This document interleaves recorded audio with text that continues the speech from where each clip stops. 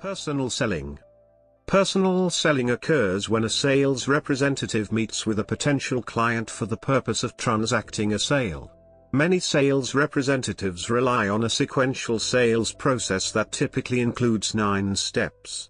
Some sales representatives develop scripts for all or part of the sales process.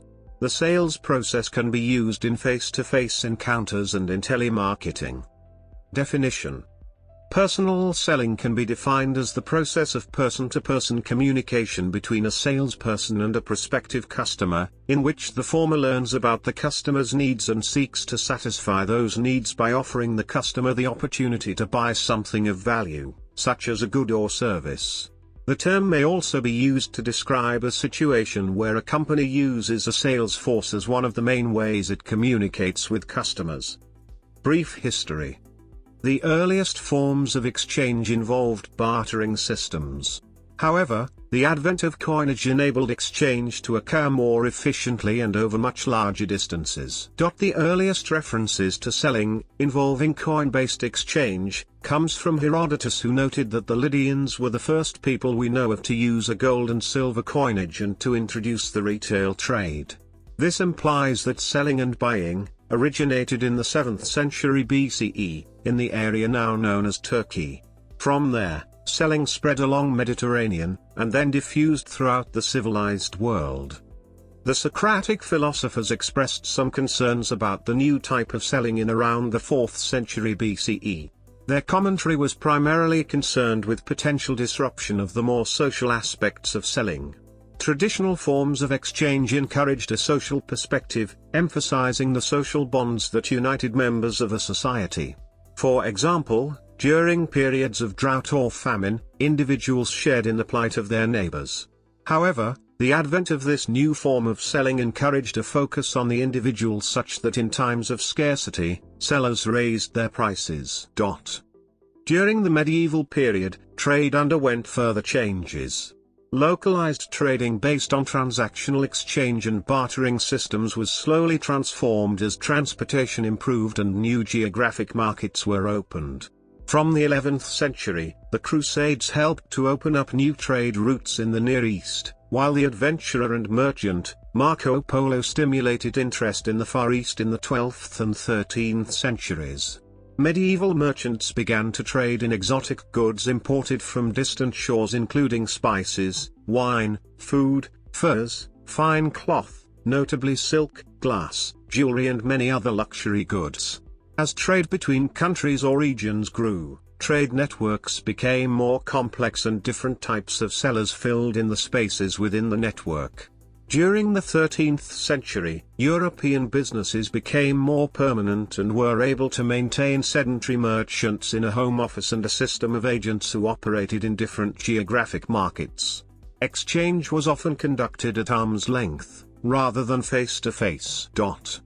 Local market traders and itinerant peddlers continued to supply basic necessities, but permanent retail shops gradually emerged from the 13th century, especially in the more populous cities.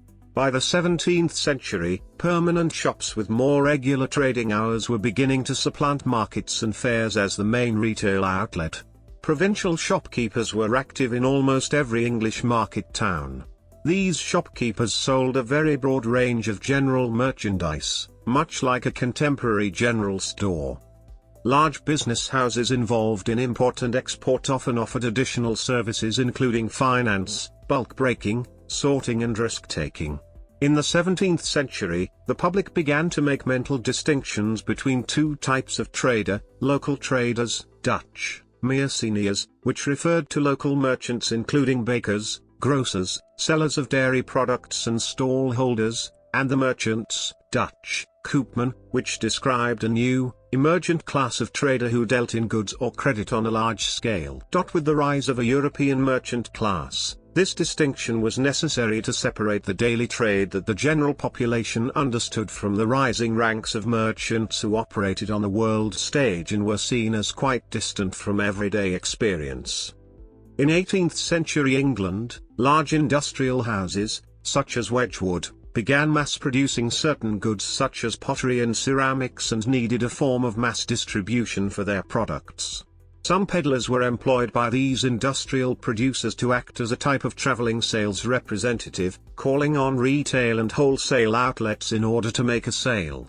In England, these peddlers were known as Manchester men because of the prevalence of the practice in the sale of cotton cloth manufactured in Manchester.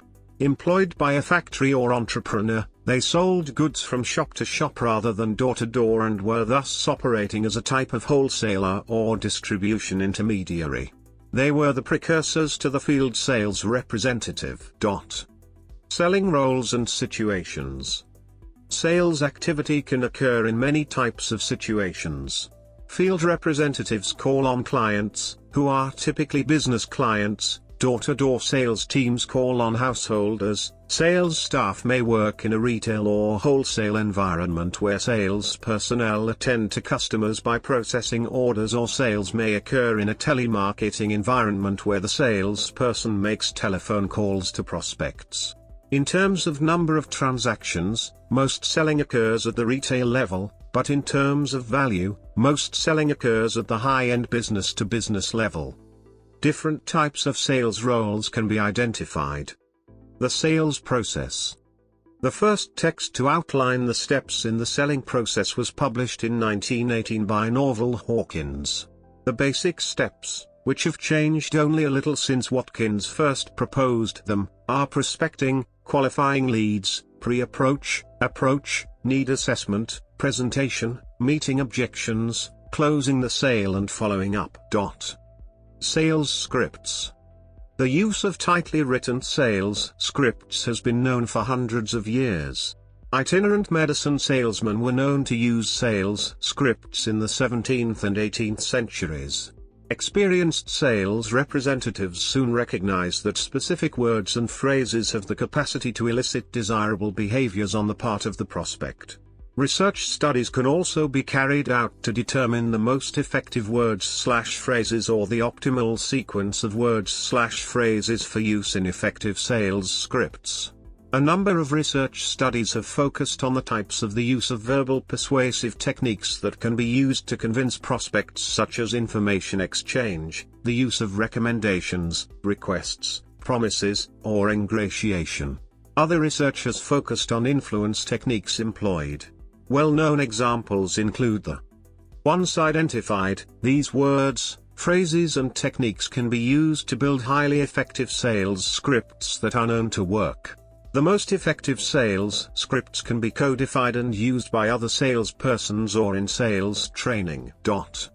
Many sales scripts are designed to move the prospect sequentially through the cognitive, affective and behavioral stages of the purchase decision process and are designed around the AIDA model: attention, interest, desire, action. Most sales representatives include a greeting, closing and call to action in their scripts. A call to action, CTA, is simply an instruction to the prospect designed to prompt an immediate response. It often involves the use of an imperative verb such as try it now or find out more. Other types of calls to action might provide consumers with strong reasons for purchasing immediately such an offer that is only available for a limited time, for example limited stocks available or a special deal usually accompanied by a time constraint, for example order before midnight to receive a free gift with your order. The key to a powerful call to action is to provide consumers with compelling reasons to purchase promptly rather than defer purchase decisions. Sales representatives also learn to recognize specific verbal and non-verbal cues that potentially signal the prospect's readiness to buy. For instance, if a prospect begins to handle the merchandise, this may indicate a state of buyer interest. Clients also tend to employ different types of questions throughout the sales process.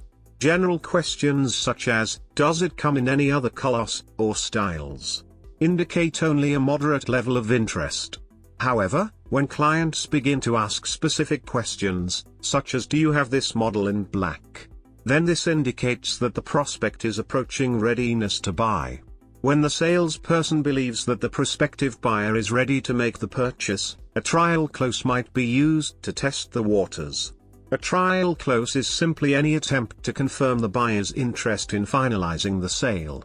An example of a trial close is: would you be requiring our team to install the unit for you? Or would you be available to take delivery next Thursday?